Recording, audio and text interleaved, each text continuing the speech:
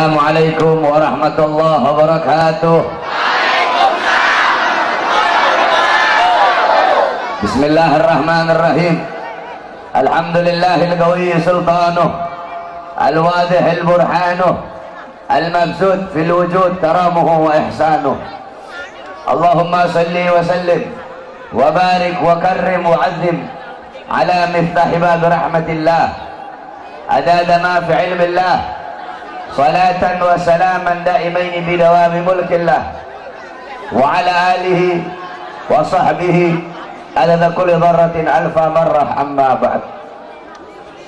Yang saya cintai, yang saya muliakan, para alim ulama, para kiai, para asatid, para tokoh masyarakat, para aparat pemerintah, yang saya cintai, yang saya muliakan, ketua panitia beserta seluruh panitia peringatan Isra wal Mi'raj Nabi besar Muhammad sallallahu alaihi wasallam, beserta seluruh hadirin hadirat, bapak-bapak, ibu-ibu, pemuda-pemudi umat baginda Nabi besar Muhammad yang selalu dimuliakan oleh Allah Subhanahu wa taala. Alhamdulillah, segala puji dan syukur kehadirat Allah Subhanahu wa taala. Dialah Allah Subhanahu wa taala yang maha besar dari segala sesuatu yang besar. Yang besar selain Allah kecil.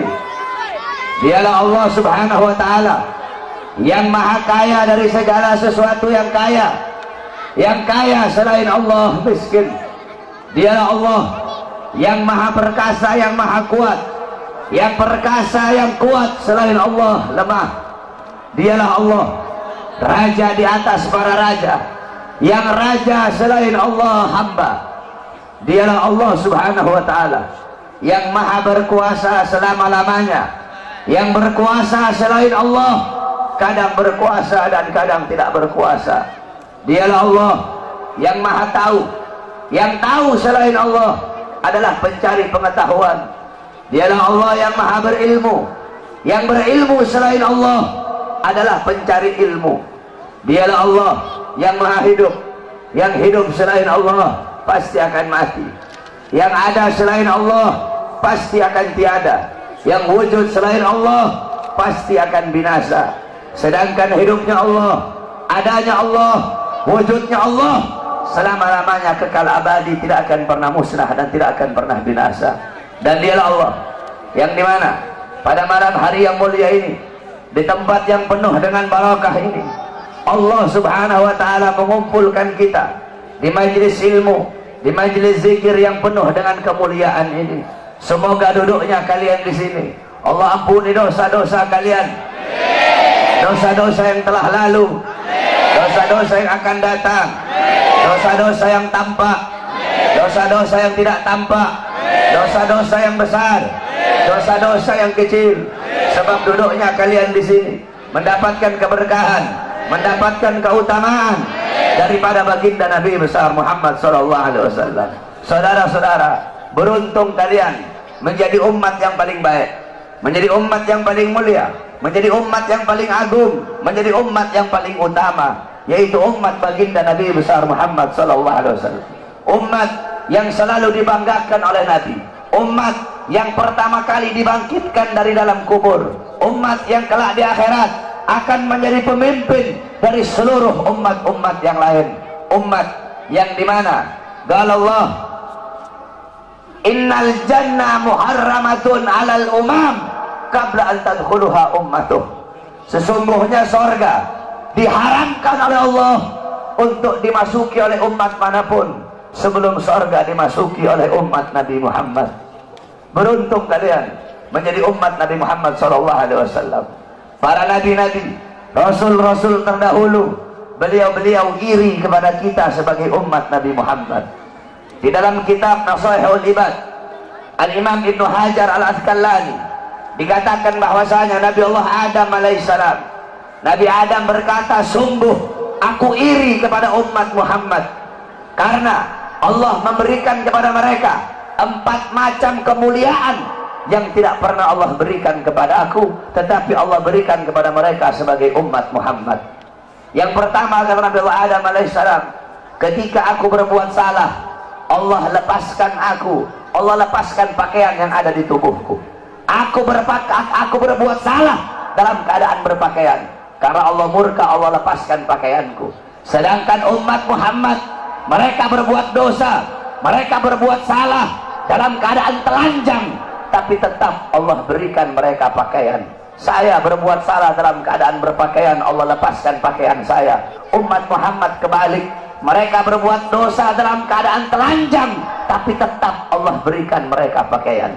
Ini tidak pernah Allah berikan kepada aku, tapi Allah berikan kepada umat Muhammad.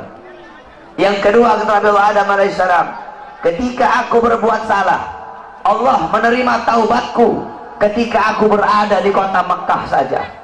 Aku bertobat di tempat-tempat yang lain, Allah tidak terima taubatku.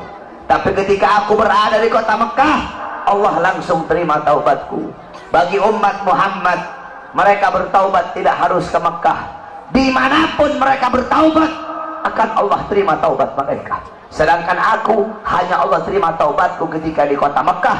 Umat Muhammad, dimanapun mereka berada, Allah akan terima taubat mereka. Yang ketiga, kata Nabi Adam alaihissalam, ketika aku berbuat salah, Allah pisahkan aku dengan istriku Hawa selama ratusan tahun. Sedangkan bagi umat Muhammad, pagi, siang, sore, malam, mereka berbuat dosa, mereka berbuat salah, tapi tidak Allah pisahkan mereka dengan anak dan istri mereka. Aku hanya satu kesalahan, Allah pisahkan aku dengan istriku selama ratusan tahun. Ini tidak pernah Allah berikan kepadaku, kata Nabi Adam. Yang keempat, kata Nabi Adam, aku berbuat salah di sorga, karena Allah murka, Allah keluarkan aku ke dunia, Allah turunkan aku ke dunia. Umat Muhammad kebalik, mereka berbuat dosa di dunia, berbuat salah di dunia, tetapi kalau mereka meninggal husnul khatimah, Allah angkat, Allah masukkan mereka ke surga. Empat kemuliaan ini tidak pernah Allah berikan kepada aku, tetapi Allah berikan kepada umat Muhammad. Beruntung kita menjadi umat baginda Nabi besar Muhammad, umat yang selalu dirindukan oleh Nabi, umat yang dimana qala Rasul sallallahu alaihi wasallam, Nabi Muhammad sallallahu alaihi wasallam bersabda di dalam hadisnya, idza yushaku ahadukum bisyaukatin fi rijlih la ajidu ala maha fi qalbi. Apa kata Nabi? Andaikan salah satu dari kalian, wahai umatku, ada yang kakinya tertusuk duri, maka pasti kalian merasakan sakit. Rasa sakit yang kalian rasakan, itu pun aku rasakan, bahkan sampai ke dalam hatiku. Umat yang selalu dicintai oleh Nabi Muhammad, umat yang selalu diperdulikan oleh Nabi Muhammad. Sayyidatuna Aisyah radhiyallahu anha, beliau pernah melakukan suatu pekerjaan yang disenangi oleh Nabi, sehingga Nabi mengangkat tangan dan berdoa, Allahumma ighfir li Aisyah ma qaddamat wa ma akharat, ma adharat wa ma abtanat. Ya Allah, ampuni dosa-dosa Aisyah yang telah yang telah lalu, yang akan datang, yang tampak, yang tidak tampak. Ampuni dosa Aisyah ya Allah. Siti Aisyah loncat-loncat. Siti Aisyah sangat senang dengan doa Nabi Muhammad. Nabi berkata, wahai Aisyah, apakah kamu senang dengan doa seperti itu? Kata Siti Aisyah, siapa yang tidak senang didoakan manusia mulia sepertimu ya Rasulullah. Kata Nabi, wahai Aisyah, kalau kamu senang dengan doa seperti itu, ketahuilah doa seperti itulah yang setiap yang setiap saat, setiap pagi, siang, sore, malam, setiap waktu aku mintakan kepada Allah untuk umatku. Nabi Muhammad begitu peduli kepada kita sebagai umat. Beruntung kalian menjadi umat yang dimana qala Sayyidina Ali karamallahu wajhah, inna Rasulullah fi akhir nafsih haragat syafataihi marratain fa'algaitu sam'i fasami'tuhu yaqul ummati ummati faqbila Rasulullah. Sayyidina Ali berkata, Nabi Muhammad pada saat detik-detik terakhir nafasnya, aku melihat bibir beliau menggerakkan dengan 2 kali gerakan. Aku dekatkan telingaku, aku mendengar beliau berkata, ummati ummati, umatku umatku, kata Nabi Muhammad SAW. Bahkan pada saat detik-detik terakhir nafasnya, Nabi Muhammad masih memikirkan kalian sebagai umat. Ketika itu Nabi Muhammad terbaring sakit di kamar yang biasa beliau tiduri di rumah Sayyidatuna Aisyah radhiyallahu anha. Allah berkata kepada Jibril, wahai Jibril, turun kamu, sampaikan kepada Muhammad, aku berikan kepada dia dua pilihan. Apakah dia akan memilih aku atau dia memilih kehidupan dunia? Kalau dia memilih kehidupan dunia, akan aku panjangkan umurnya. Tapi kalau dia memilih aku, sampaikan kepadanya, pada hari ini akan datang ajalnya. Turun Jibril membawa firman tersebut. Kemudian Jibril menyampaikan, ya Rasulullah, Allah memberikan kepada kamu dua pilihan. Apakah engkau memilih Allah atau memilih dunia? Kalau engkau memilih Allah, pada hari ini akan datang kematianmu. Kalau kamu memilih dunia, Allah panjangkan umurmu. Apa kata Nabi Muhammad? Wahai Jibril, sudah tentu aku lebih memilih Allah. Bagiku kehidupan sebenarnya bukan dunia. Kehidupan sebenarnya bagiku ketika ruhku berpindah menghadap Allah subhanahu wa ta'ala. Pergi Jibril membawa kabar tersebut. Kemudian Allah memanggil Israel. Wahai Israel, wahai pencabut nyawa, turunlah kamu ke dunia. Pasang muka yang paling bagus, pasang wajah yang paling bagus. Kamu akan mencabut nyawa makhluk yang paling mulia, yaitu Nabi Muhammad. Kamu cabut nyawa dia, itu pun kamu izin dulu kepada dia. Mau tidak dia dicabut nyawanya? Kalau dia mau kamu cabut, kalau dia tidak mau kamu kembali kepada aku. Turun Israel membawa perintah Allah untuk mencabut nyawa baginda Nabi besar Muhammad. Israel berdiri di depan pintu rumahnya Nabi. Israel tidak berani langsung masuk rumahnya Nabi. Israel berdiri di depan pintu rumah Nabi Muhammad. Israel mengucapkan salam. Assalamualaikum ya Rasulullah. Assalamualaikum ya Habibullah.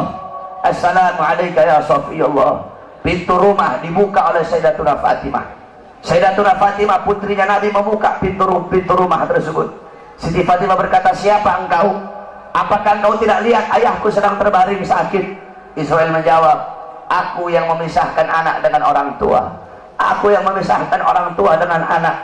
Aku yang memisahkan suami dengan istri. Aku yang memisahkan istri dengan suami. Aku yang menjadikan anak-anak menjadi yatim. Aku yang menjadikan istri-istri menjadi janda. Aku yang meramaikan kuburan. Aku pemisah antara kehidupan dan kematian. Aku adalah Israel. Allah memberikan mandat kepada aku untuk mencabut nyawa seluruh makhluk, dan aku datang ke sini untuk mencabut nyawa makhluk yang paling mulia, baginda Nabi besar Muhammad. Siti Fatimah lari menangis. Siti Fatimah kembali ke pangkuan ayahnya. Siti Fatimah berkata, wahai ayahku, engkau akan wafat. Wahai ayahku, kau akan meninggal dunia. Israel sudah ada di depan ingin mencabut nyawamu ya Rasulullah. Rasulullah berkata, jangan kau bersedih wahai Fatimah. Wahai Fatimah, ketahuilah, setelah kematianku, engkau adalah manusia yang pertama kali akan menyusulku. Setelah kematianku nanti kelak, engkau adalah manusia yang pertama kali masuk surga setelah aku. Siti Fatimah mengusap air matanya. Datang Israel berdiri di hadapan Nabi Muhammad. Israel berkata, ya Rasulullah, dengan segala kerendahan hatiku, aku datang kemari untuk mencabut nyawamu atas perintah Allah. Aku izin dulu kepadamu, apakah engkau mau dicabut nyawa? Kalau engkau mau, aku cabut. Kalau engkau tidak mau, aku kembali kepada Allah subhanahu wa ta'ala. Nabi Muhammad berkata, ya Jibril, wahai Jibril, aku belum puas meninggalkan umatku kalau belum diberi jaminan oleh Allah subhanahu wa ta'ala. Nabi Muhammad masih memikirkan nasib kita sebagai umat. Nabi Muhammad pergi menghadap apa? Jibril pergi menghadap Allah. Jibril berkata, ya Allah, kekasihmu Rasulullah meminta jaminan untuk umatnya. Apa kata Jibril? Ya Rasulullah, ya Allah, kekasihmu meminta jaminan untuk umatnya. Allah berkata, Allah berfirman, fa'auhallahu ta'ala ala Jibril, basyirhu ya Jibril, innahu awwalu nasin kharijun minal ardi idha bu'isu wa sayyiduhum idha jami'u fabashirhu innal jannah muharramatun alal umam qabla an tadkhuluha ummatuh. Nabi Allah berkata kepada Jibril, wahai Jibril, sampaikan kepada kekasihku Muhammad, dia adalah manusia yang pertama kali akan aku bangkitkan dari dalam kubur. Dia adalah manusia yang menjadi pemimpin seluruh manusia di dunia dan akhirat. dia menjadi pemimpin kelak ketika hari kebangkitan, dan sampaikan kepadanya, jaminan dariku surga aku haramkan untuk dimasuki oleh umat manapun sebelum surga dimasuki oleh umatnya. Turun Jibril bawa wahyu tersebut. Rasulullah berkata, al-an qarrat aini, sekarang aku senang, sekarang aku puas, cabutlah nyawaku wahai Israil. Dicabut nyawa Nabi Muhammad SAW. Ketika dicabut nyawa Nabi Muhammad mendesah. Nabi Muhammad berkata, kata dicabut lagi nyawa Nabi Muhammad. Nabi Muhammad berkata, Nabi Muhammad merasakan sakit. Di sebelah kanannya Nabi ada sebuah cawan berisi air. Nabi Muhammad letakkan tangannya di cawan tersebut. Beliau usap air keringat yang keluar dari wajah beliau. Kemudian beliau berkata, wahai Israil, apakah seperti ini rasa sakit dicabut nyawa? Israil berkata, iya ya Rasulullah, seperti itulah rasa sakit dicabut nyawa. Nabi berkata, apakah rasa sakit seperti ini juga yang nanti bakal dialami oleh umatku? Apakah rasa sakit seperti ini yang nanti bakal umatku rasakan wahai Israil? Israil berkata, iya ya Rasulullah, rasa sakit seperti itulah yang nanti bakal dialami oleh umatmu. Rasa sakit seperti itulah yang nanti bakal dirasakan oleh umatmu. Mendengar itu Nabi Muhammad menangis. Nabi Muhammad mengangkat tangan. Doa terakhirnya Nabi Muhammad, harapan terakhirnya Nabi Muhammad, doa yang menutupi wafatnya Nabi Muhammad SAW. Beliau mengangkat tangan dan berdoa, Allahumma khaffif ala ummati fi sakaratil maut. Ya Allah, ringankanlah sakaratul maut umatku. Ya Allah, permudahkanlah sakaratul maut umatku. Aku nabi mereka, aku pemimpin mereka, aku penanggung jawab mereka. Ya Allah, biar aku menanggung seluruh rasa sakit sakaratul maut umatku.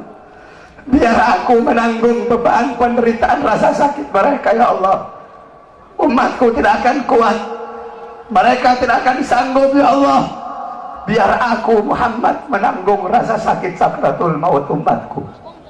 Apa yang telah kau lakukan untuk Nabi Muhammad? Apa yang telah kau korbankan untuk Nabi Muhammad? Nabi Muhammad berjuang untuk kalian. Nabi Muhammad menanggung rasa sakit sakaratul maut kalian. Karena begitu cinta beliau kepada kalian sebagai umat.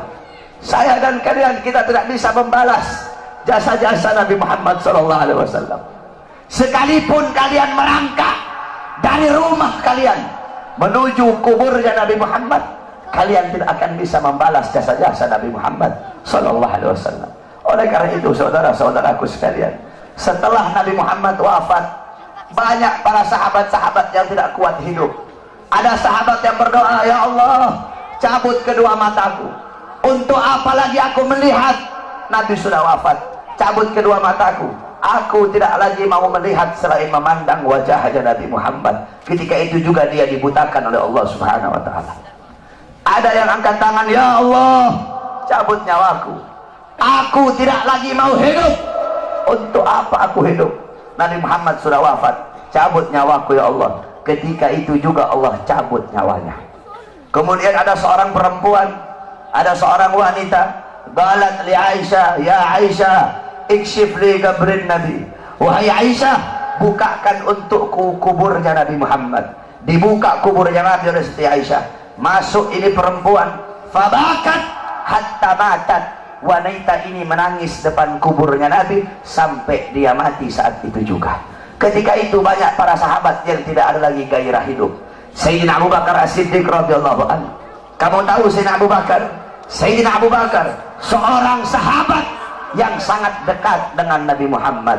Para ulama mengatakan Sayyidina Abu Bakar As-Siddiq, beliau wafat dengan dua sebab. Sayyidina Abu Bakar meninggal gara-gara dua sebab. Pertama sebab dohir, kedua sebab batin. Sebab dohirnya apa?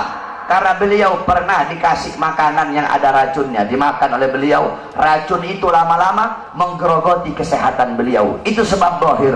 Sebab batin beliau meninggal kenapa? Sebab batin beliau meninggal karena terlalu merindukan baginda Nabi besar Muhammad SAW. Istri beliau berkata, setiap kali Abu Bakar bangun dari tidur, pasti bantalnya beliau basah. Basah dengan apa? Basah dengan air mata kerinduan kepada baginda Nabi besar Muhammad. Kamu tahu, setelah Nabi Muhammad wafat, Sayyidina Abu Bakar As-Siddiq duduk kayak begini. Beliau duduk di pojokan sambil begini, sambil beliau bilang, andaikan Rasulullah ada di sampingku, andaikan Rasulullah ada di sisiku, sungguh aku merindukan sosok baginda Nabi besar Muhammad. Bilal ibn Rabah, muazzinnya Nabi, setelah Nabi wafat, Bilal pergi pindah, nggak mau lagi beliau tinggal di Madinah. Kenapa? Tidak kuat teringat kenangan bersama baginda Nabi besar Muhammad. Selama 2 tahun Bilal pindah ke Syam. Kemudian selama 2 tahun beliau di sana, tiba-tiba mimpi Nabi Muhammad. Nabi Muhammad berkata, wahai Bilal, datang kau bersiaralah kepada aku. Datang Bilal selama 2 tahun. Bilal datang ziarah di kuburnya Nabi Muhammad. Ketika Bilal ziarah di kuburnya Nabi Muhammad sambil menangis, tiba-tiba datang Sayyidina Umar bin Khattab. Sayyidina Umar berkata, wahai Bilal, kami sudah lama tidak mendengar suara azanmu. Maukah engkau azan untuk kami, wahai Bilal? Bilal menolak, Bilal tidak mau. Datang Sayyidina Abu Bakar As-Siddiq, wahai Bilal, kami sudah lama tidak mendengar suara azanmu. Maukah kau azan untuk kami, wahai Bilal? Apa kata Bilal? Wahai Abu Bakar, apakah dulu kamu membebaskan aku karena Allah atau karena dirimu? Kalau dulu kamu membebaskan aku karena Allah, jangan kau paksa aku untuk azan. Tapi kalau kau membebaskan aku karena dirimu, aku akan azan untuk dirimu. Dulu setiap aku mengucapkan asyhadu anna Muhammadar Rasulullah, Nabi Muhammad selalu tersenyum kepada aku. Sekarang ketika aku mengucapkan itu, siapa yang akan tersenyum kepada aku? Jangan kau paksa aku untuk azan, wahai Abu Bakar. Tiba-tiba datang 2 orang pemuda. Pemuda yang pertama dari perut ke atas mirip Nabi Muhammad. Pemuda yang kedua dari perut ke bawah mirip Nabi Muhammad. Mereka adalah Sayyidina Hasan dan Sayyidina Husain, cucunya Nabi Muhammad SAW. Sayyidina Hasan dan Sayyidina Husain berkata, wahai Bilal, maukah kau azan untuk kami sebagaimana kau azan untuk datuk kami baginda Nabi besar Muhammad? Bilal menangis. Apa kata Bilal? Wahai cucu Rasulullah, kalau aku menolak permintaan kalian, kelak aku akan menghadap Nabi Muhammad. Aku akan jawab apa ketika aku ditanya oleh Nabi Muhammad? Abu Bakar memerintahkan aku tidak mau. Umar memerintahkan aku tidak mau. Kalau kalian yang perintahkan, aku tidak bisa menolak. Karena kalau aku tolak, aku takut kelak di hadapan kakek kalian tidak bisa menjawab apa-apa. Aku takut tidak mendapatkan perhatian. Aku takut tidak mendapatkan syafaat dari kakek kalian. Naik Bilal di tempat yang biasa beliau azan. Bilal mengumandangkan azan. Allahu Akbar, Allahu Akbar, Allahu Akbar, Allahu Akbar. Kamu tahu penduduk Madinah ketika itu gempar. Mereka berkata, hal bu'isar Rasul, apakah Nabi diutus lagi? Apakah Nabi Muhammad hidup lagi? Kok Bilal mau azan? Apakah Nabi hidup lagi? Kenapa Bilal azan? Mungkin Nabi Muhammad hidup lagi. Yang punya toko menutup tokonya, yang di pasar mereka keluar dari pasar. Bilal melanjutkan azannya. Asyhadu an la ilaha illallah, asyhadu an la ilaha illallah. Wanita-wanita yang dipingit keluar dari rumahnya masing-masing. Mereka meneriakkan, hal bu'isar Rasul, apakah Nabi diutus lagi? Apakah Nabi hidup lagi? Sehingga Bilal mau azan. Begitu mereka merindukan sosok Nabi Muhammad. Ketika mereka sampai di tempat Bilal azan, mereka tidak melihat sosoknya Nabi. Ketika itu Madinah tenggelam dalam lautan air mata. Itu kecintaan mereka para sahabat kepada Nabi, kerinduan mereka setelah wafatnya baginda Nabi besar Muhammad SAW. Oleh karena itu, saudara-saudaraku sekalian yang dimuliakan oleh Allah Subhanahu wa taala, cintai oleh kalian Nabi Muhammad, ikuti beliau, jadikan beliau sebagai uswah, sebagai qudwah, sebagai teladan dan pedoman kamu dalam kehidupan sehari-hari. Ikuti sunnah-sunnah beliau. Jadikan rumah tangganya kamu rumah tangga Nabi Muhammad. Jadikan kau punya rumah tangga Nabi Muhammad. Kamu tahu, banyak sekarang rumah tangga yang hancur, banyak sekarang rumah tangga yang berantakan. Kenapa? Karena rumah tangga itu tidak mengikuti rumah tangga baginda Nabi besar Muhammad. Rasulullah SAW bersabda, baiti jannati. Nabi Muhammad berkata, rumahku adalah sorgaku, rumahku adalah sorgaku. bukan rumah yang mewah, bukan rumah yang megah, bukan rumah yang tingkat, bukan isi rumah itu perabotan-perabotan yang mahal, bukan suami yang kaya, bukan suami yang ganteng, bukan istri yang cantik, bukan anak-anak yang pintar dalam urusan dunia. Bukan itu baiti jannati. Baiti jannati, rumahku, surgaku, adalah suami yang taat kepada Allah, suami yang patuh kepada Allah, istri yang taat kepada Allah, istri yang patuh kepada Allah, anak-anak yang taat kepada Allah, anak-anak yang patuh kepada Allah. Rumah tangga yang dihidupkan dengan salat, rumah tangga yang dihidupkan dengan Al-Quran, rumah tangga yang dihidupkan dengan sunnah-sunnah Nabi. Ini adalah baiti jannati. Walaupun rumahnya dari kardus, walaupun tinggalnya di bawah jembatan, kalau suami, istri, anak-anak taat patuh tunduk kepada Allah, rumah tangga itu akan menjadi sorga. Rumah tangga itu, itulah rumah tangga baginda Nabi besar Muhammad SAW. Sekarang ini banyak istri-istri durhaka ya. Istri-istri sekarang banyak yang durhaka. Kalian ibu-ibu sebagai seorang istri harus jadi istri yang soleha, harus jadi istri yang taat kepada Allah, jadi istri yang taat kepada suami, harus ikhlas menerima kekurangan suami sebelum ikhlas menerima kelebihan suami. Ini ibu-ibu sekarang ikhlasnya menerima kelebihan doang, kekurangan suaminya nggak mau diterima. Suami datang nggak bawa duit diteriakin sama ibu-ibu. Kalian sebagai seorang perempuan, ridho Allah kepada kalian berada dalam ridho suami kalian. Ibu-ibu, beda anak perempuan sama anak laki, itu beda. Kalau anak laki-laki dia nikah, dia bukan milik istrinya, dia tetap milik bapak dan ibunya. Tapi kalau anak perempuan udah nikah, maka perempuan itu sepenuhnya milik suaminya. Makanya cari ridhonya suami. Ini kadang istri sekarang kurang ajar sama suami, kasar sama suami, caci maki suami. Nggak heran suami-suami jadi pada takut istri semua. Kalian sebagai seorang wanita ikhlas terima kekurangan suami kalian, sabar dalam ngurusi rumah tangga kalian. Soalnya ibu-ibu tahu, zaman sekarang ini kita kalau mau cari perempuan cantik banyak, mau cari perempuan kaya banyak, mau cari perempuan pintar banyak. Saya sehari 10 bisa saya dapat. Kalau cuma mau cari cantik doang, saudara-saudara. Yang susah perempuan yang ikhlas menerima kekurangan suaminya dan sabar di dalam mengurusi urusan rumah tangga. Kalian sebagai seorang istri, tempatkan kedudukan kalian di bawah kaki suami dan taruh suami kalian di atas kepala kalian. Rendahkan suara kalian di hadapan suami. Suara istri itu harus lebih rendah daripada suara suami. Ini ibu-ibu, suaminya ibu-ibunya jauh kemana-mana sama suara suami. Suaminya datang nggak bawa apa-apa, kasihan, habis jadi gojek jauh-jauh, kehujanan, kepanasan, berantem sama Ahok, pulang ke rumah nggak bawa apa-apa, dilempar panci suaminya. Udah gojek kemana-mana, ada yang jualan rokok, kasihan, di sana cari nafkah untuk ngasih makan anak bini. Datang ke rumah nggak bawa apa-apa, diomelin sama istri. Hargai keringat suami kalian yang jatuh untuk menafkahi kalian sebagai anak istri. Jadilah kalian seorang wanita yang nggak banyak ngeluh sama suami. Ibu-ibu tahu, ibu-ibu kalau banyak ngeluh sama suami, jangan heran kenapa rezekinya suami kamu mampet. Kenapa? Karena banyak istri-istri yang suka ngeluh. Jadi jangan banyak ngeluh, udah ikhlas aja.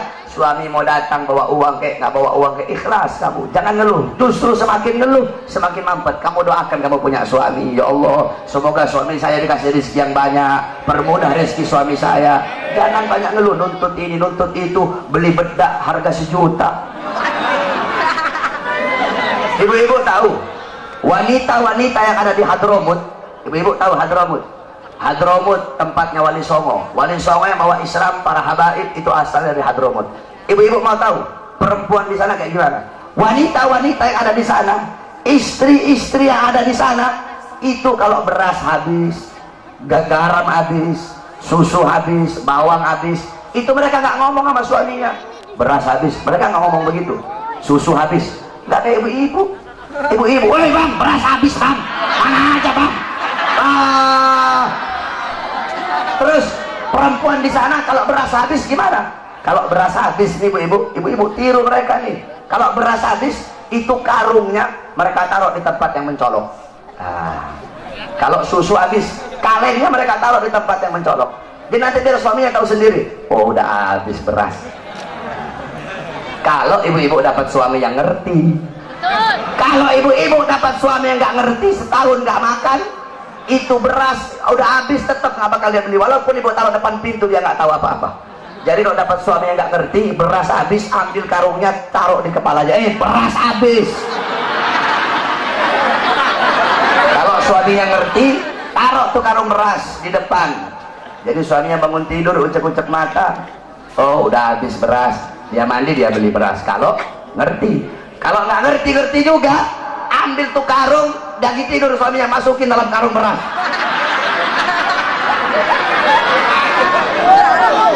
Itu wanita-wanita yang ada di sana. Kenapa? Karena mereka begitu menjaga perasaan suaminya. Ibu-ibu tahu, Rasulullah pernah ngomong sama Siti Fatimah, wahai Fatimah, maukah aku kasih tahu kamu siapa wanita yang nanti memegang tali kendaraanmu? Kata Siti Fatimah, siapa wahai ayahku? Namanya adalah Mutiyah. Coba kamu pergi, rumahnya ada di ujung sana. Kamu cari tahu apa amal yang dia lakukan sehingga nanti dia bakal masuk surga pegang tali kendaraan kamu.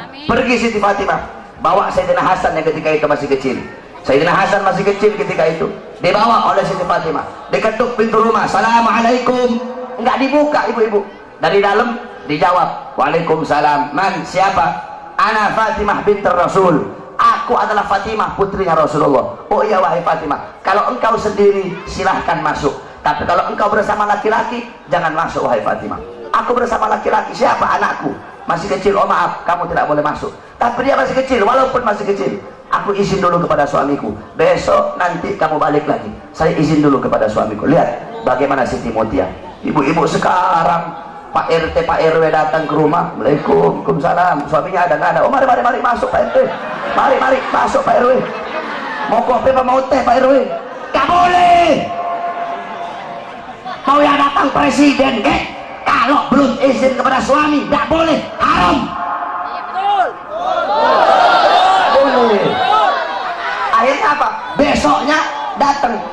Nih ibu-ibu sabar ya, istri dulu nanti baru suami, sabar dulu. Nanti gantian. Kalau mereka yang saya ini, kamu teriak-teriak kayak mereka nanti ya. Akhirnya apa ibu-ibu? Akhirnya besok datang lagi Siti Fatimah, bawa Sayyidina Husain. Ketika diketuk, Assalamualaikum. Waalaikumsalam. Man, Fatimah binti Rasul. Oh wahai Fatimah, kamu bersama siapa? Bersama Husain dan Hasan. Oh maaf, kalau Hasan udah dikasih izin, kalau Husain belum dikasih izin. Balik lagi besok, aku izin dulu kepada suamiku. Dia izin kepada suaminya, baru besoknya boleh masuk Siti Fatimah. Siti Fatimah lihat ini perempuan biasa-biasa aja. Ahli ibadah? Bukan. Ahli sholat? Bukan. Ahli Quran? Bukan. Terus amal apa yang dia lakukan sehingga masuk surga? Nanti megang tali kendaraan Siti Fatimah. Padahal ini perempuan biasa-biasa saja. Tiba-tiba Siti Fatimah melihat ada 3 buah benda. Itu 3 buah benda sangat dikeramatkan, jadi sangat diagungkan sama Siti Mutia. 3 benda itu adalah cambuk, lap, sama gunting. Cambuk, lap, sama gunting. Siti Fatimah tanya, wahai Mutia, 3 buah benda ini untuk apa? Kok kayaknya kamu istimewakan ini 3 benda ini? Kata Siti Mutia, oh itu lap, ketika suamiku pulang cari nafkah, aku lapin seluruh keringatnya yang jatuh, aku lap. Karena keringat itulah yang jatuh untuk mencari nafkah, untuk menghidupi aku dan anak-anakku. Kira-kira ada istri di sini begitu? Tidak ada. Awas kamu sampai rumah dihantam sama istri kamu nanti. Ibu-ibu bisa begitu? Bisa nggak? Suaminya pulang habis dari gojek, terus digituin, bisa? Dilapin keringatnya. Tapi jangan pakai lap, pakai keset.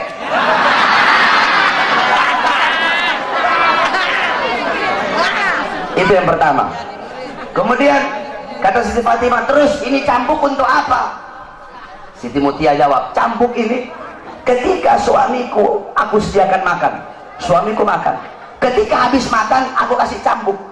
Wahai suamiku, kalau makanan ini tidak enak, aku rela, aku ridho engkau cambuk agar jadi pelajaran bagiku, biar besok bisa masak lebih enak lagi. Kamu lihat itu, ada ibu-ibu sini begitu. Istri kamu masak, kamu protes, mah keasinan mah, masak aja sendiri. Begitu ya, protes mulu. Masak istri sana, udah uang belanja kurang, banyak protes. Istri sekarang begitu tuh. Terus ini gunting terakhir, gunting ini untuk apa? Dijawab sama Siti Mutia, sebelum aku tidur aku kasih gunting kepada suamiku dan aku bilang, wahai suamiku, apabila dari tadi pagi sampai sekarang ada kata-kataku yang menyakiti perasaanmu, aku rela, aku ridho engkau potong lidahku. Subhanallah. Ada, kamu cari gimana perempuan kayak begitu sekarang? Yang ada cabai-cabai syar'i sekarang banyak.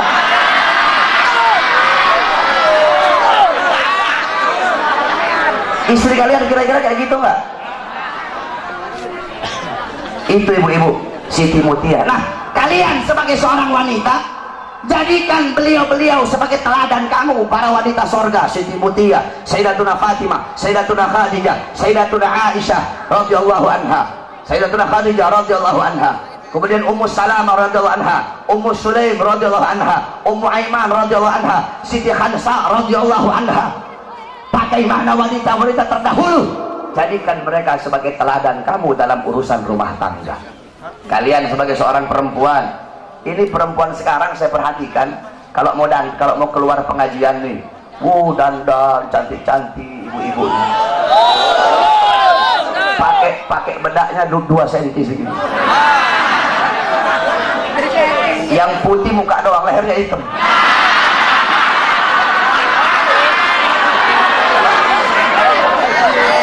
Kalau mau ke pengajian, dandan cantik-cantik. Mau pergi ke pasar, dandan cantik-cantik.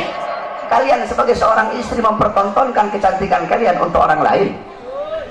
Kalau mau keluar dandan cakep, acara Habib dandan cantik-cantik. Di dalam rumah mukanya kayak setan depan suami. Kalau kalian mau keluar, pakai wangi-wangian, biar orang tertarik kepada kalian. Dalam rumah mau curut. Ini istri sekarang begitu tuh. Tidak boleh ibu-ibu. Dandan kalian untuk suami kalian. Ibu-ibu tahu, perempuan-perempuan dulu itu mereka sampai mau tidur itu dandan. Biar kenapa? Biar bangun tidur cakep, rapi, suaminya lihat. Ini suaminya bangun tidur lihat istrinya tidur, Allah udah kayak gerantong begitu, rambutnya berantakan, kelihatan jeleknya. Oleh karena itu dandan kalian untuk suami kalian. Pertontonkan, percantikkan diri kalian itu di hadapan suami, bukan untuk orang lain. Jadikan beliau-beliau sebagai teladan kamu. Kemudian kalian sebagai seorang istri, kalian adalah muallimah, muaddibah, mudarrisah, pendidik, pengajar pertama bagi putra putri kalian. Bagus atau buruknya seorang anak tergantung daripada ibunya. Kenapa? Makanya Allah bilang di Al-Quran, hirsul lakum, perempuan-perempuan kalian adalah ladang bagi kalian. Kalian para laki-laki yang bercocok tanam, istri-istri kalian adalah ladang. Kalau kalian bercocok tanam di ladang yang baik, hasilnya bakal baik. Kalau kalian bercocok tanam di ladang yang kering kerontang, maka hasilnya bakal rusak. Nah, bejat atau tidaknya anak-anak kalian tergantung daripada istri-istri kalian. Oleh karena itu, seorang ibu, seorang istri harus bisa menjadi ibu yang baik bagi anak-anaknya. Ibu-ibu tahu, dulu di Hadramut, Al-Habib Ahmad bin Hasan Al-Abbas, beliau bilang, saya pernah menemukan catatan tangan seorang wanita dari Qabilah Al-Amudi. Itu wanita tulis dengan tangannya syarah kitab Minhaj Al-Imam Subki. Itu ada 6 jilid. Itu wanita tulis pakai tangannya, ada 6 jilid. Di akhir tulisan wanita itu bilang, tolong dikasih uzur, tolong kasih maaf kalau ada kata-kata yang salah dalam penulisan ini, karena aku menulis ini kitab dalam keadaan menyusui anak-anakku. Subhanallah. Coba kamu bayangkan, itu perempuan nulis kitab, nyusuin anaknya sambil ngarang kitab, sambil nulis kitab. Gak heran orang-orang di sana besar anak-anaknya ngarang kitab. Kenapa? Karena masih kecil ibunya nyusuin sambil bikin kitab. Ibu-ibu sekarang nyusuin anak sambil dengar dangdut. Akhirnya anaknya besar jadi tukang dangdut anak kamu. Perhatikan, kau punya anak-anak, jadilah kalian ibu yang baik bagi anak-anak kalian. Nah, terus kalian sebagai suami, kalian ngarep, Beb, saya pengen punya istri seperti Siti Khadijah, Beb, saya pengen punya istri seperti Siti Aisyah, Beb, saya pengen punya istri seperti Siti Mutia. Kamu suami pengen punya istri seperti Siti Khadijah, maka kamu harus bisa menjadi sosok Nabi Muhammad. Kamu pengen punya istri seperti Siti Fatimah, maka kamu harus bisa menjadi sosok Sayyidina Ali. Pengen punya istri kayak Siti Khadijah, kelakuan kamu kayak Fir'aun. Bagaimana kamu mau dapat istri kayak Siti Khadijah? Kelakuan kamu kayak binatang, kelakuan kamu kayak Fir'aun, kelakuan kamu kayak setan sebagai suami. Terus kamu ngarep punya istri seperti Siti Khadijah. Mereka para istri adalah makmum, kalian adalah seorang imam. Baik buruknya istri tergantung dari kalian sebagai seorang imam. Ya ibu-ibu ya. Jadi bagus rusaknya anak tergantung dari seorang istri. Bagus rusaknya istri tergantung dari seorang suami. Makanya kalian didik istri-istri kalian. Kenapa saya ngomong istri-istri? Sebab dalam Islam boleh 2, 3, 4. Makanya saya ngomong istri-istri. Jangan mengharamkan sesuatu yang dihalalkan oleh Allah Subhanahu wa taala. Nah, terus apa namanya tadi? Jadilah kalian seorang suami yang memberi makan anak istri kalian dengan makanan yang halal, makanan yang baik, nafkah yang halal, nafkah yang baik. Jangan asal-asalan kalau ngasih makan anak istri itu. Jangan kasih makan anak istri kalian dari barang haram, dari nafkah yang haram, dari hasil nipu orang, dari hasil judi, dari hasil mencuri, dari hasil riba. Akhirnya tidak ada berkah bagi anak dan istri kalian. Jangan heran kenapa istri kalian melotot di hadapan kalian, kenapa istri kalian membantah perintah kalian, kenapa istri kalian caci maki kalian, kenapa anak-anak kalian jauh dari Allah, anak-anak kalian jauh dari agama. Karena kalian sebagai seorang suami memasukkan nafkah yang haram di dalam tubuh anak dan istri kalian. Kamu tahu doa Rasul, inna fil jasadi mudghatan idza saluhat saluhal jasadu kulluh wa idza fasadat fasadal jasadu kulluh ala wahyal qalb. Di dalam diri manusia ada segumpal daging. Kalau daging itu baik, baik seluruh anggota tubuh. Kalau daging itu rusak, maka rusak seluruh anggota tubuh. Ingat, daging itu adalah hati. Kalau hati itu tumbuh dari makanan, kalau kamu kasih makan anak istri kamu dari makanan yang baik, maka anak istri kamu akan jadi anak istri yang baik. Tapi kalau kamu kasih makan anak istri kamu dari barang yang haram, dari barang nafkah yang haram, jangan heran kalau anak istrimu melakukan sesuatu yang diharamkan oleh Allah Subhanahu wa taala. Dulu ada seorang wali besar, ulama besar, yaitu Al-Imam Haramain. Beliau dulu pernah ditanya, saudara-saudara. Beliau ditanya tentang satu permasalahan. Beliau nggak bisa jawab.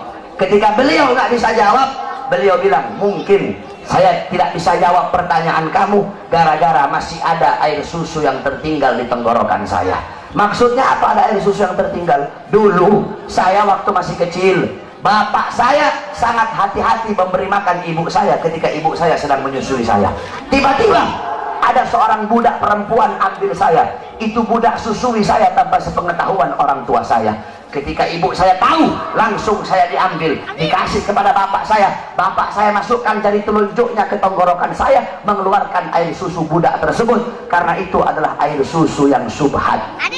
Mungkin aku tidak bisa jawab pertanyaan kamu karena masih ada air susu yang tertinggal. Coba kamu lihat orang-orang dulu sampai segitunya berhati-hatinya mereka dalam memakan makanan yang subhat. Kamu tahu Al-Imam Hanafi, Imam Hanafi 7 tahun gak pernah makan kambing. Kenapa 7 tahun gak makan kambing? Semenjak ada kambing milik Baitul Mal di Kufah yang hilang. Jadi Baitul Mal itu ada kambing, ada orang nyumbang kambing di Baitul Mal, itu kambing hilang. Ketika itu kambing hilang, Imam Hanafi gak mau makan kambing.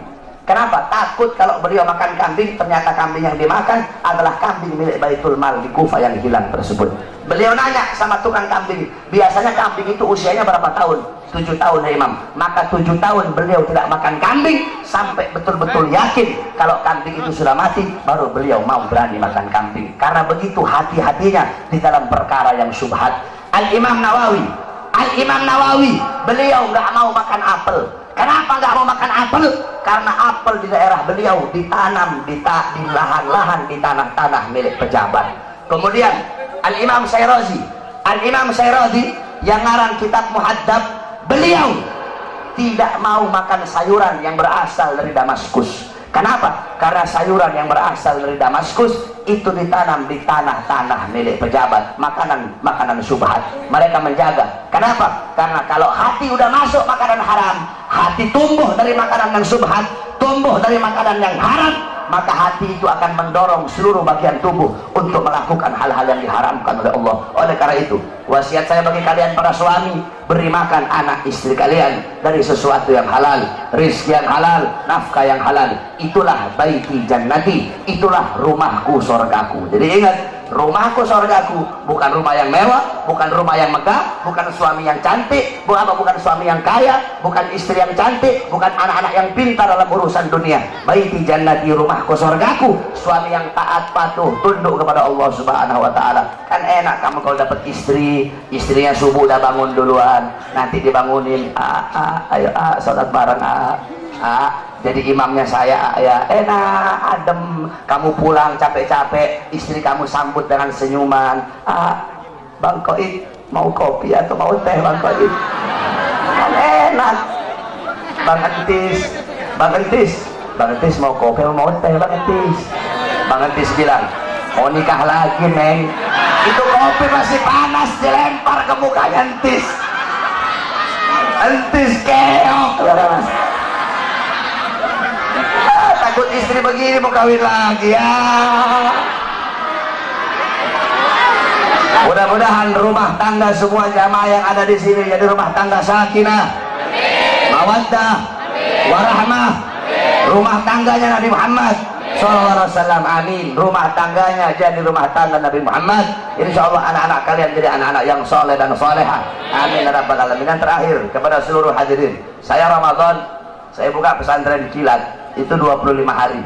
Kalau ada anak-anak mau masuk gratis, nggak bayar, cuma bayar kitab-kitabnya saja. Itu selama 25 hari harus menghatamkan 25 kitab. Tidak ada 25 kitab, itu harus dihatamin semua.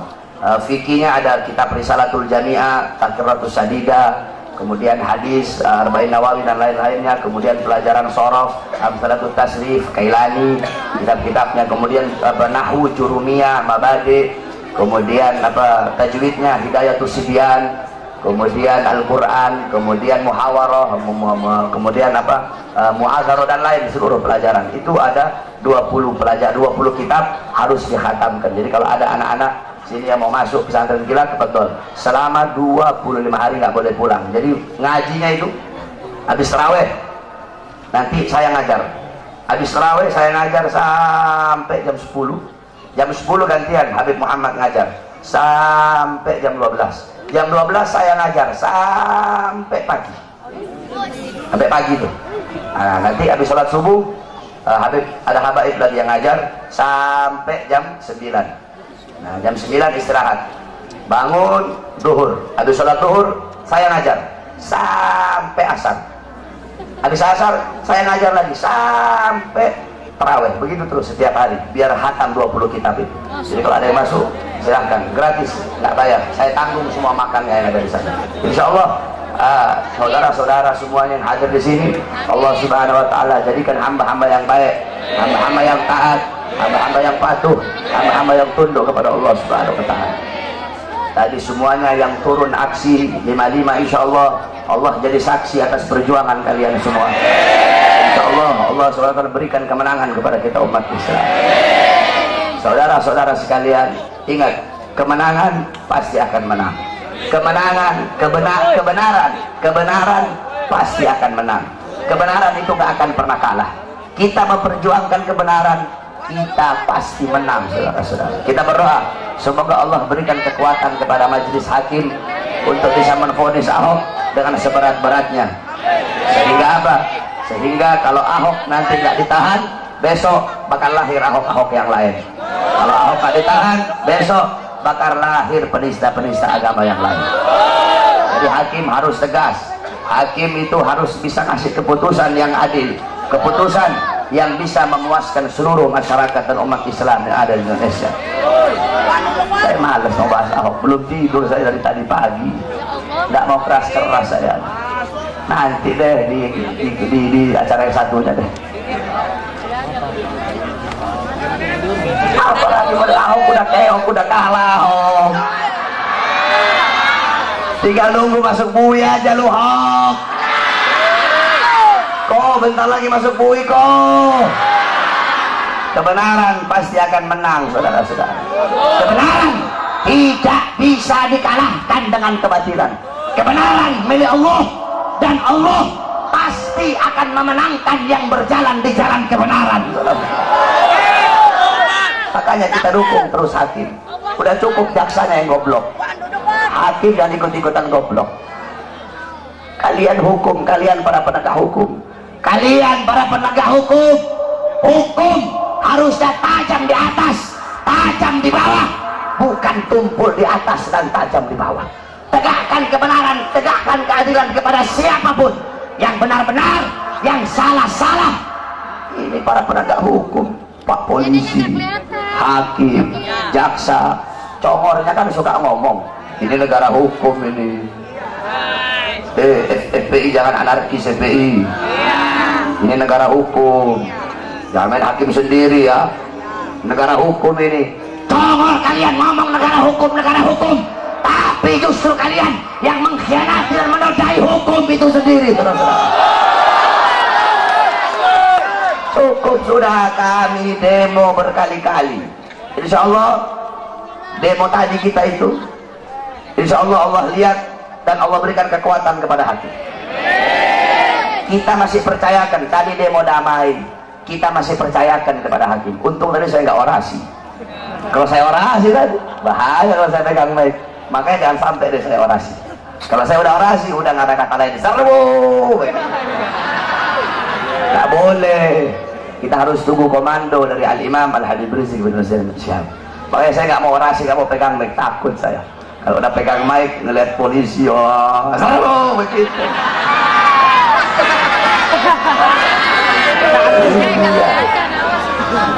Oleh karena itu, kita berikan kepada hakim, kita masih sabar. Makanya hakim kalian harus adil, tegakkan kebenaran.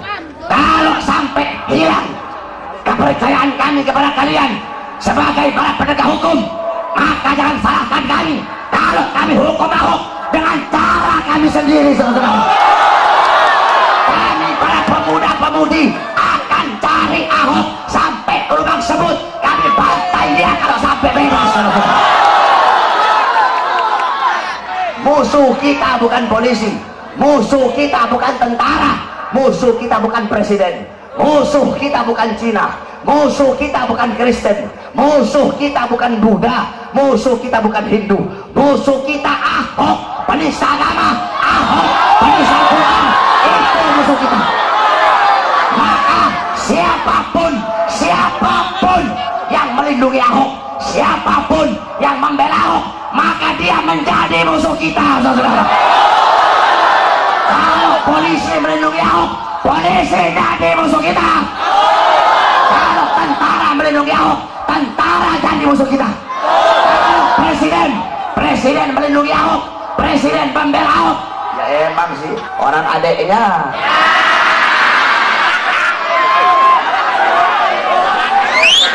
Adeknya nyusunya kan bareng-bareng sama banteng.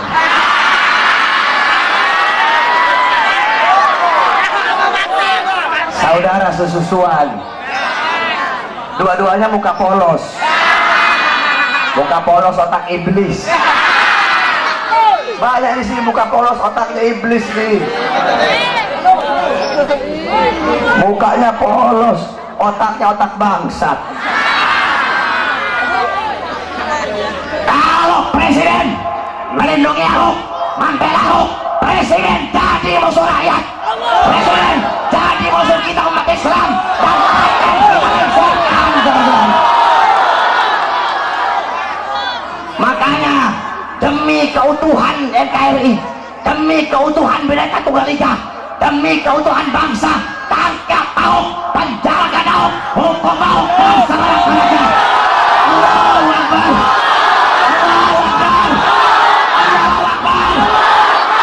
Kita umat Islam tidak cari musuh, tapi kalau musuh datang haram bagi kita untuk lari sama. Allahu Akbar, Allahu Akbar. Allahumma balighna fi Sya'ban wa balighna Ramadan. Allahumma balighna fi Sya'ban wa balighna Ramadan. Allahumma balighna fi Sya'ban wa balighna Ramadan. Wa sallallahu alaihi wasallam Muhammad wa ala alihi washabbihi wa barik wa sallam. Alhamdulillah rabbil alamin. Wal 'afwu minkum. Wassalamu alaikum warahmatullahi wabarakatuh. Saudara-saudara, stop. Jangan ada yang balik dulu. Mari sama-sama kita bersalawat kepada Nabi Muhammad. Hafal salawat yang baru. Hafal ya yang baru ya. Nah, kita qasidah sambil kita mengeluarkan harta kita dari jalan Allah Subhanahu wa taala. Ya. Keluarkan harta kita dari jalan Allah Subhanahu wa taala.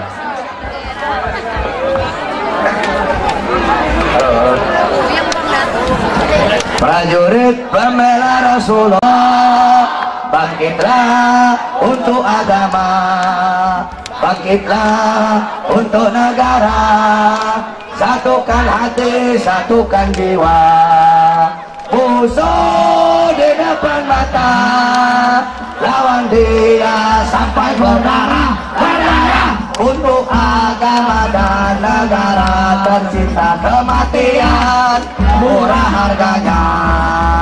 Maju ayo, ayo terus maju, habisi pengkhianat bangsa. Kami berjanji demi Allah, rela binasa demi agama. Wahai prajurit pembela Rasulullah, berjuanglah tanpa lelah. Walau harus merangkak dengan mata, takkan mundur walau satu langkah, takkan mundur walau satu langkah. Wahai para pemudi-pemuda, kibarkan pagi Al-Mustafa, serahkan jiwa untuk agama, mencari syahid di jalan Allah. Maju pantang menyerah, walau bergelimangan darah, berdarah, jadi saksi Allah mati syahid adalah hari raya. Maju ayo terus maju, habisi pengkhianat bangsa. Kami berjanji demi Allah, rela binasa demi agama. Wahai prajurit pembela Rasulullah, berjuanglah tanpa lelah. Walau harus merangkak dengan mata, takkan mundur walau satu langkah, takkan mundur walau satu langkah. Wahai para pejuang agama, bangkitlah. Wahai para singa-singa Allah, bangunlah. Musuh sudah di depan mata, lawanlah. Kejayaan menanti kita, kejayaan menanti kita, kejayaan menanti kita. Rebutlah, maju ayo terus maju, habisi pengkhianat bangsa. Kami berjanji demi Allah,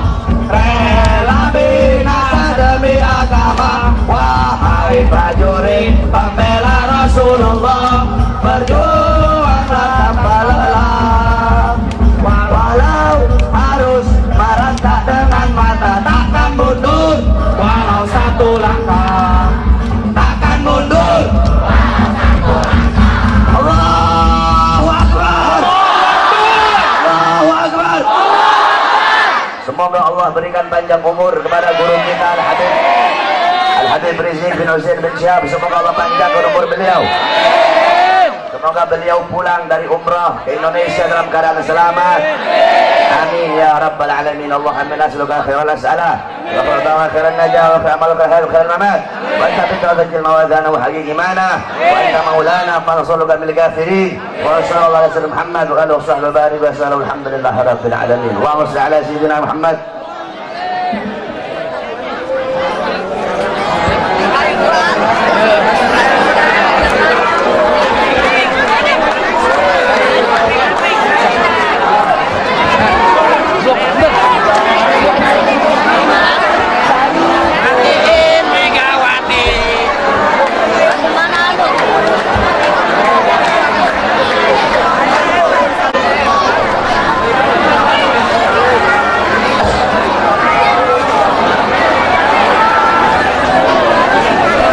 Acara demi acara telah sama-sama kita laksanakan. Tadi juga telah ditutup dengan doa. Untuk itu, dengan berakhirnya acara di agenda ini, maka acara ini telah selesai dengan baik. Kami selaku panitia memohon maaf sebesar-besarnya jika ada kekurangan. Wallahul muwaffiq ila aqwamit thoriq. Hasbunallahu wa ni'mal wakil, ni'mal maula wa ni'mal nasir. Nasrullah wa fathun thoriq. Assalamualaikum warahmatullahi taala wabarakatuh.